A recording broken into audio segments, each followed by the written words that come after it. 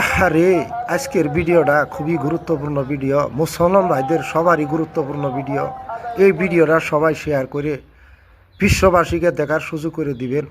কারণ দেখেন, দরং জেলার টাঙ্গিচারালিতে 3 দিনের কার্যসূচি হাতে নিয়ে এই ইজতেমার আয়োজন করা হয়েছিল।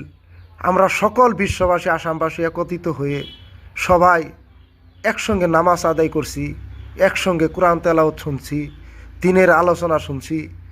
সবাই আমল করব ইনশাল্লাহ। আর জানি না এরকম ধরনের ইজতেমা পাই কি না। যদি হায়াতে বাড়িতে থাকি ইনশাল্লাহ পাবো। আর জানি না ইহার ভিতরে কত মানুষ দুনিয়া ছেড়ে চলে যাব, ওনারা পায় না নাই জানি না। আল্লাহ সবাইকে যেন আবার পাওয়ার তৌফিক দান করেন। দেখেন ভাইয়েরা আমার, লাখো লাখো মানুষের ভিতরে যখন আমরা একসঙ্গে আখেরি মোনাজাত করে যখন বাড়ির দিকে রওনা হই, তারপরেও কোনো হুলস্থুল নাই, কোনো হুলস্থুলের সিস্টেম নাই। এখানে কোনো পুলিশ প্রশাসনের দরকার পড়ে না।